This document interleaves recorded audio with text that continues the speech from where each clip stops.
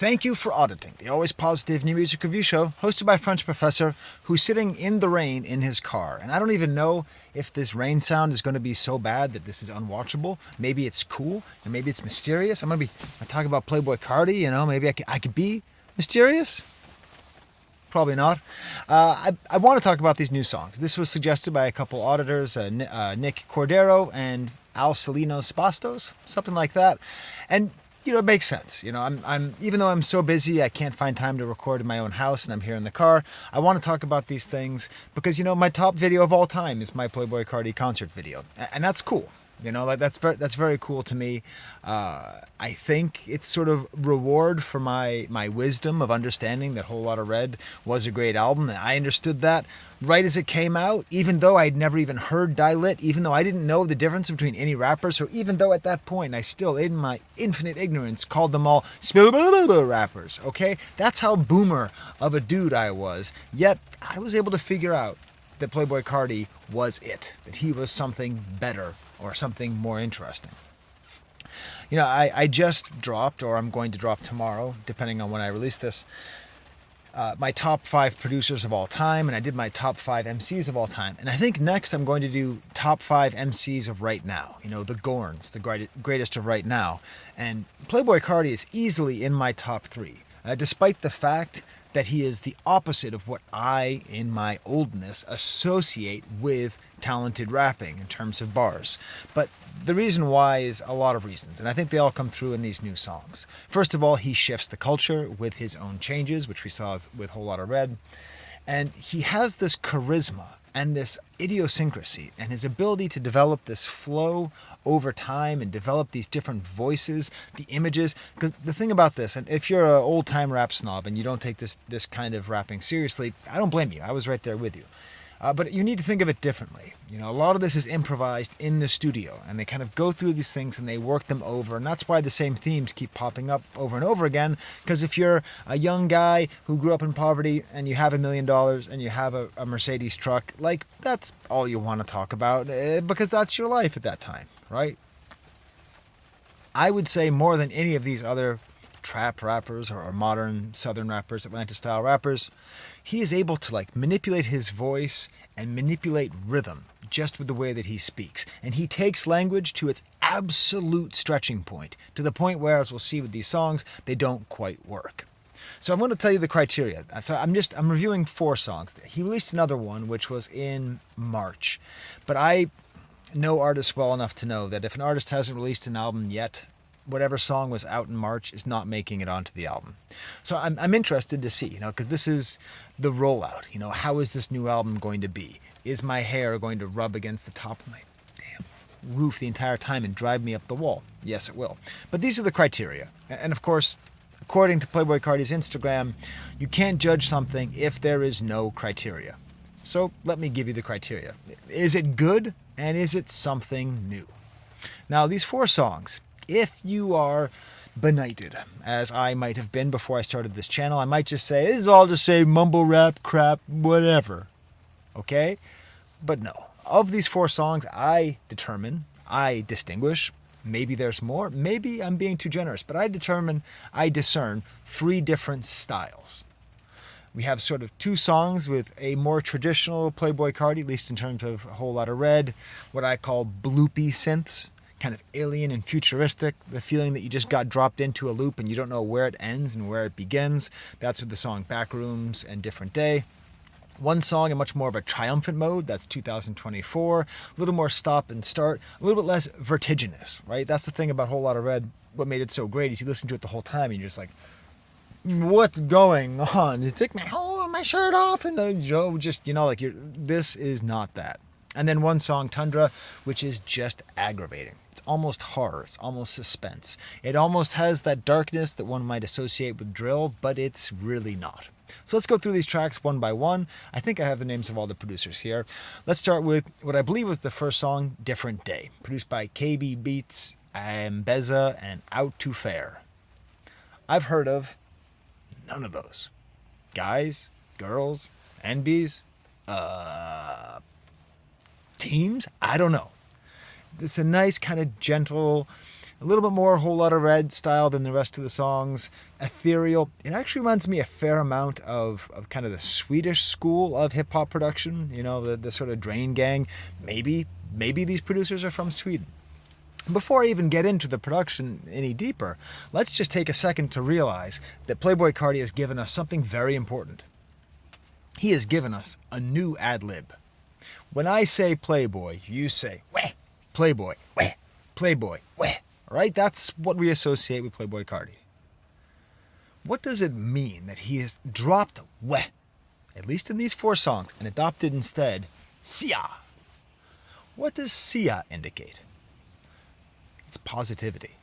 It is a replacement, right? Sia is a replacement for yeah, is a replacement for yes, is a replacement for weh, which itself was a replacement for what. We have moved out of a period of indecision towards, I would argue, a more mature position of certainty, or at least positivity. What I'd like you to do is every time he says sia, imagine a British person like Hugh Grant or Simon Cowell just saying yes, yes. That's what I think we need to hear. Ad-libs matter. When rappers say their own names, when there's gun sounds, whatever it is, they matter. And this is the sia period, which is emphasized by the fact this album is going to be called it's going to be called I Am Music or Just Music. He's connecting in a more positive space. Now he's whispering, he's way more clear, he has this gentle style, and all the lyrics are about his new style. Quote, everybody thought they knew me, but B-word, you ain't even meet the new me. A hoe gon' die try and do me. Look at the sky, it's a movie, she not a wife, she's a groupie. If you like the last chain, check out the new piece. Yes. Sia. Red in the diamonds, no rubies, stick it in the dirt like, yes. Sia. Stick in the dirt duty. Yes. Yes. There's plenty of ops in the loose lease going on and on and on with this basic idea. But he's talking about his new self. And I do hear it. And this is my favorite thing about trying to study rap music at this level, right? Part of the reason why I'm so insistent on not just staying in the more respectable, the more digestible for someone like me area of alternative rap is, it's hard to discern what makes the difference between Lil Uzi Vert and Playboi Carti and Travis Scott. But the more you listen, the more you really hear. And this is really that charisma that comes through. And we'll talk about the videos a little bit too. The videos, that's part of the reason I want to do this video in the car. I mean, it's actually because my baby is sleeping at home and I want to get this video out because my last couple of videos have done terrible. Y'all aren't supporting me. I did that video about Big Hit, and it's all about the criminal justice system. I was so, as you kids say, based. I'm like quoting Angela Davis, and y'all didn't show up for me. It's okay. I'm not bitter. I am bitter, but not with you individually because you're watching this video. I'm bitter with other people. All these videos are pretty similar. Just kind of hanging around in a car, wearing some kind of cool futuristic clothing or fur. This case, he's kind of sleepy. He's actually wearing like a green fur, kind of like this. And it's so lazy that there's the same clip of him pulling out a gun and pointing it at the camera. Which, I don't know if there's been like a public service announcement for rappers. But hey rappers, don't have guns in your car. Just, have you read the news? Have you followed it? Have you seen that that's like the #1 way that rappers get arrested? Tell me in the comments that's not true. Okay, next track was 2024. This was the first one I heard, and I thought 2 things. Uh-oh, it's trash. And then I thought, oh good, I think it's trash. That means it's probably not trash. Let me explain. Good artists move you. You don't stay in the same place. That was why I was lucky. Maybe if I knew Die Lit, I would have been disappointed by Whole Lotta Red. I was able to hear it with new ears. It took people time. Some people even had to re-record their reviews of the album because their opinion changed so much. But I heard this, and I'm like, oh, this isn't very Whole Lotta Red. This is way too clean. This is way too poppy. This is like those horns I'm talking about. It's partly produced by Earl on the beat and Volta, I don't know how to pronounce it, but someone who produced, or a group actually, who produced a lot of Donda, an album I love, and Kanye, of course. But this was like Industry Baby.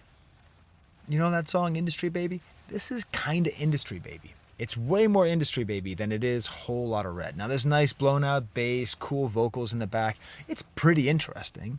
It's kind of repetitive, it's kind of stupid, and it's also awesome. I've been listening to all 4 of these songs just on repeat. Well, actually, I've been going in between this and that Lemon Twigs album. I'm all over the place. My brain is a carnival of confetti that I bring just to my bed. And there's 2 voices, and this is the thing he's able to do so well. I actually thought that there were 2 different rappers first couple times I listened to it because I wasn't paying attention. I thought, oh, is that like Yachty or some Yachty-like person? The first one is this kind of high baby voice. And this is what's wild. He's talking about someone else, but is he not talking about himself? Yeah, you came back and you failed. Second place, can't be in my face. Oh, nah. You came back and you failed. He's trying to come back after 3 years of making music, and that's how he starts off. Really idiosyncratic chorus where he says, put you... Okay, so he doesn't pronounce words, right?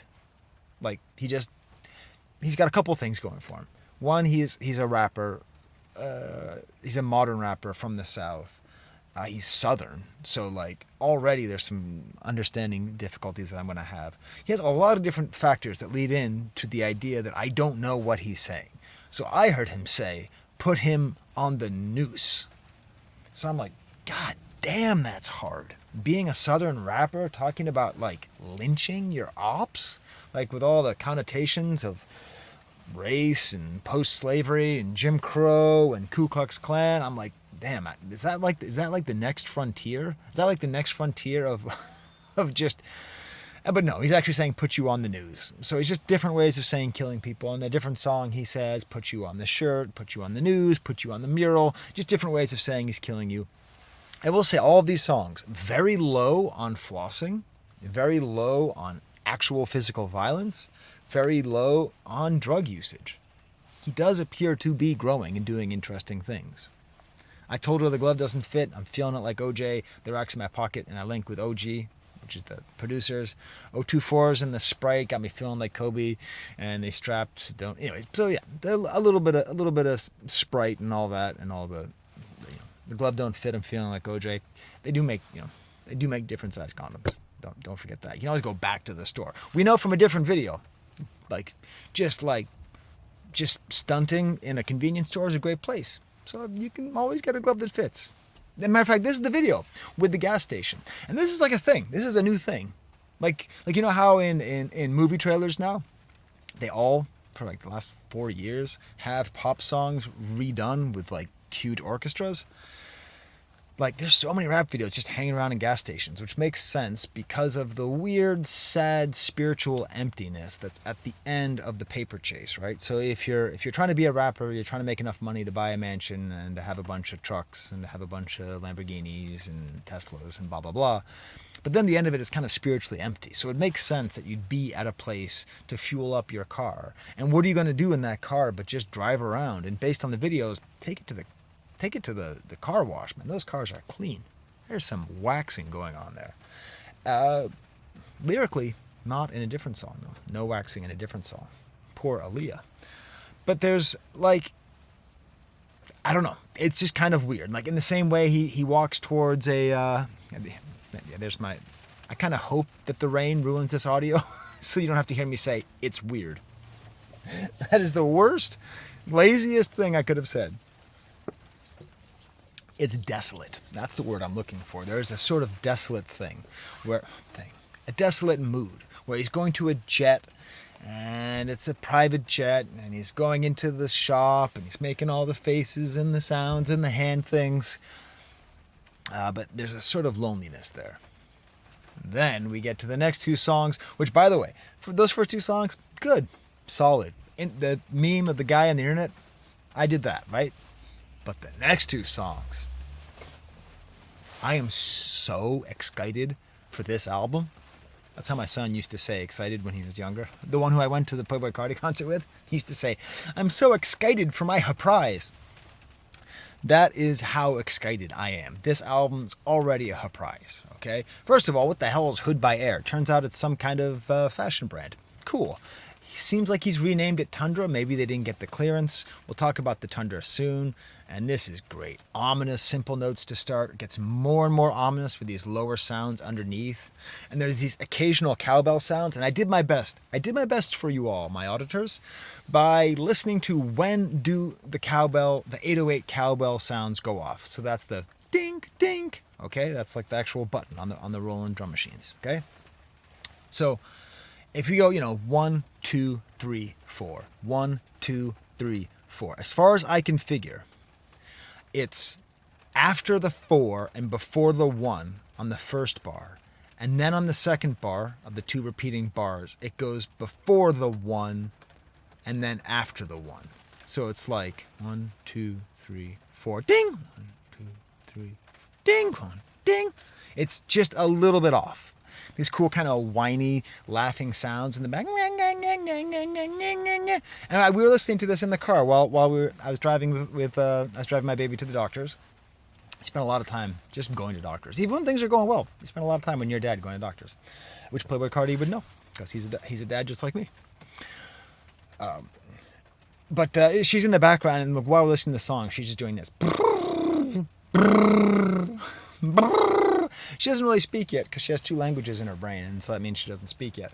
So she's making that sound. And the first lyrics are, "You gotta get high like me." And of course, if you know me, you don't gotta get high. You don't have to. Playboi Carti can sort of afford to get high a lot. He doesn't have much going on in his life. You, at home, you don't have to get high like him. You probably want to work harder so you can get a promotion, or maybe do a better job at your sales job, or just be a better student. Don't try to be Playboi Carti. Just let Playboi Carti be Playboi Carti. But as we went into the doctor, I was singing along with my daughter. I was going, "Gotta go inside like me. Gotta go inside like me," because we were going into the building. It's not funny. He's just so charismatic, though. He's almost like crying here. This is, reminding me of very emotional rap style. It reminds me, a little bit sort of that Ghostface Killer. I can't go to sleep. He's like almost crying. And what is this song about? Okay, hold on. What is this song about as I'm sitting here in the rain? I can't stand the rain. What is this song about? I regret singing that song. It's about him. Not about his cars. It's not about his ice on his face. It's not about his other cars. It's not about his money. It's not about whose woman he's sleeping with. It's not about whose face is he going to put on a milk carton or on a t-shirt or on the news. It's about him. He sounds pained. He sounds like emotionally hurt. All you ever do is copy. All you ever do is mock. Why are you talking about me? We ain't got really a problem. We can handle a problem, yeah, buddy to buddy. He's really tried. We put this together with that first song, and we see he's someone who is, without getting lame, okay, he's still Mr. Cool Vampire, Satanist, weirdo, whatever, okay? But he's showing a little bit of growth. He's showing the maximum amount of growth that would be acceptable while still staying relevant in the highly youth-oriented rage sphere. And the second verse is cool. First of all, there's a weird part. There's just this weird part. We talk about why you have to judge trap rappers, and especially great trap rappers, by a different scale, different criteria. Criteria. He just rhymes the word girl and girl and then reefer with reefered. But the way he says the word reefered, I want to say I don't smoke reefer, never smoke reefer. But I want to say the word reefered. And next time, you walk around, everyone's smoking weed now because it's legal everywhere. Congratulations, Lebowski, the bums won. But you hear it, you smell it everywhere. And now I'm just going to have in my head, reefered. And then the second verse has, okay, listen, he's not Biggie, all right? He's not Rakim. But still, he's doing some interesting stuff. He repeats the same word over and over again and then goes on sort of a multisyllabic run. Put him in a coffin, put him in a coffin, put him in a, put him in a coffin. I jump out the lamp truck. She thought that I lost it. Jump off my red eye, push out, go to Boston. Boston, coffin, lost it. Weirdly enough, lamb truck is going to match with the next line, which is, I stay with 10 thoughts. Often. Why is Playboi Carti so great? Because if it were up to me, and I didn't have all this goddamn responsibility, making syllabi and changing diapers, I'd Shame on you, building behind me. I had to change my baby's diaper and there was no other station, so I just put her straight on a marble slab in the bathroom like she was a Cold Stone Creamery ice cream cone, all right? Anyways, when I don't have to do that, I would love to just make a super mix of just him saying these lines. I stay with like 10 thoughts. Often. Because that word often is offbeat. It's just offbeat. It's like Dilla time offbeat. It's like not a full beat, not a half beat, not a quarter beat, but just the way that he delivers that word. I stay with like 10 thoughts. Often.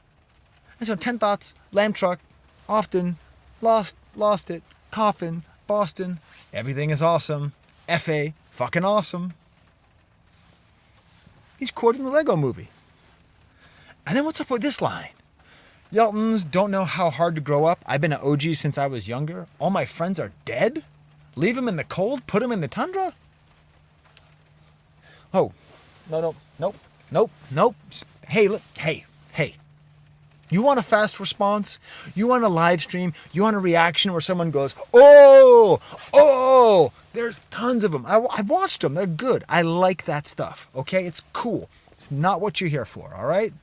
So if you do like this, smash like bucket, do AVAA, which means awesome videos always, in the comments, and I will give it a heart. Tell me what else you think, all right? Boost up my numbers, because don't you want more people talking about this stuff like this? Don't you want people taking Backr00ms more serious like this? He's talking about his friends are dead. And he talks about them as though they are his opposition, as though they are his ops. Leave him in the cold, put him in the tundra? His friends are dead, put him in the tundra? Which, by the way, is where I am. I'm covered in snow here in western New York. God, it's cold. I turned off the heat in this car. I turned off the whole car. I'm starting to get cold. But he's saying, I don't know how to grow up. I've been OG since I was younger. He's talking about the trauma, but he refers to his own friend's death with such callous disregard. It is wild. Tell me, rap scholars. Give me one other time in rap history where an MC has talked about his friend's death and indicated that it was not important, that he's so desensitized to death and trauma that he would just say, throw them in the tundra. All right? But KRS-One is going to be like, Scott LaRock is dead. I don't give a shit. Right? Like, even just saying that makes me feel bad because I'm still hurt by Scott LaRock being dead. And I was 2 years old when that guy was killed. All right? 5 years old. It's wild. It's absolutely wild. And then again, another song where he's telling you, you're not ready for what's coming. They wanted the album to be offset, but I told them I'm coming normal. I'm coming normal. Hey, Playboi Carti is coming normal. Playboi Carti is coming normal. What do you do to shock your audience? Sometimes to shock your audience, you have to not shock them. You got to have songs like that 2024 that just sound like Industry Baby. There's a Jack Harlow feature. If there is a Jack Harlow feature on this song, I will go streaking at the Super Bowl. Okay? I'm just saying. Like, I don't know how I'll do it. You might have to, I might have to GoFundMe or something. It'd be the funniest thing. Anyways. I hope I don't regret that. Why did I go there? That's pretty weird. But yeah, he is going normal. And he talks about wanting to be young Jordan, which is his actual birth name, right?